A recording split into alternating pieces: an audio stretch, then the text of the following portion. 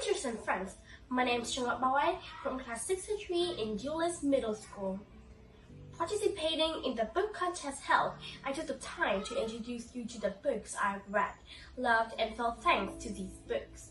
I've learned more about the value of peace, living in happy, peaceful years without war. I would like to express my gratitude to all the heroes and soldiers who have contributed their blood in a glorious and proud way. In order to have a beautiful Vietnam like today, in the past, to build and protect our fatherland, there were many revolutionary heroes who heroically sacrificed themselves at a very young age.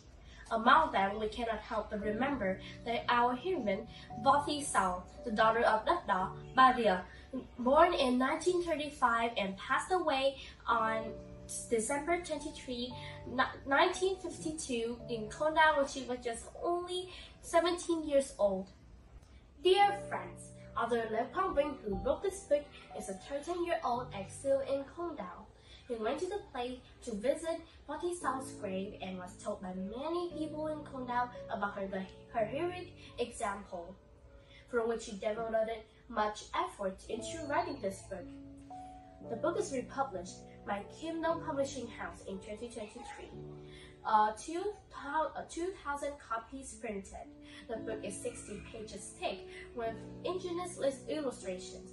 The image of Sister Sao proudly holding her head high with those memories has become a clear historical relic on the cover that today we can't help but be proud of the heroic tradition of Vietnamese women. Since the age of 15, Ms. Sao has actively participated in a revolution to serve the fight to protect our fatherland. With a brave spirit, shallow patriotism, and unrelenting hatred of the enemy, she sacrificed her life, but refused to disclose information to the enemy. With honest and simple strokes, the author recreated the image of Miss Sao from the time she was arrested to Con Đao until the moment her eyes opened wide and stared at the black muzzles of the guns pointed at her. How she has sacrificed heroically is described by the author very honestly, carefully, in every single detail. The girl has just turned 17 years old, but she already has a heart full of revolutionary love, patriotism, and hatred of the enemy. A heart full of love and extremely steely in front of the enemy. Although she was discovered by the guards in the prison, she was very smart and quickly snatched the letter from the hand of her convicts, put it in her mouth, chewed it, swallowed it, and took all the responsibility for herself. Despite being brutally tortured, she never confessed anything harmful to the revolution, comrades and compatriots. That young woman was always so confident, proudly singing the song, Vietnamese Soldier, and before dying, she still chanted, "Down with the invading French Empire, long live President Ho, long live independent Vietnam."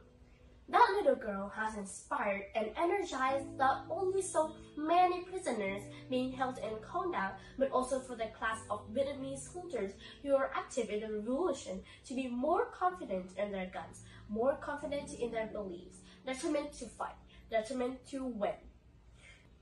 Through the narration of author Lê Quang Vinh, we better understand the time when she was imprisoned and tortured by the enemy and the last moments when she lay down beside the popular rose. That steadfast, that indomitable, that little girl sacrificed herself, but the village, homeland, and countries will always remind and remember her. Her image will forever be a shining example of for the younger generation to learn and follow. The book also records the authors who wrote poems and music dedicated to her, a song that the young Vietnamese generation all know and remember forever in their hearts. Today, in memory of her, the entire Con Đao village has been restored and taken care of to place, and this historic land today is no longer a hell on earth, but a spiritual tourist destination of many Vietnamese people in all parts of the country. I also hope to come here once to express my gratitude to her, express my gratitude and pray for the peace for the family. Thank you, and please read this book for me. If you are able to become the ambassador of reading culture of Vietnam National University, Hanoi, how do you plan to develop reading culture for yourself and the community? Well, for the answers, if I'm lucky enough to become a cultural ambassador to read, the first thing I would do is to spread all the books I've read to everyone by recording videos, audios to summarize more with interesting reviews. I would tell everyone, books can change our lives and our thoughts, so let's spend more time reading this.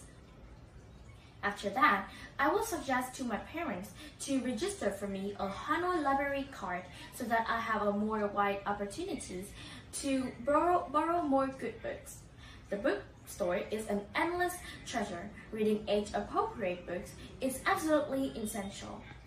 I will develop my own YouTube channel with more rich and interesting content and separate forums about this YouTube channel to acknowledge the thoughts of everyone who have read, reviewed, or recommend the book. Or on it.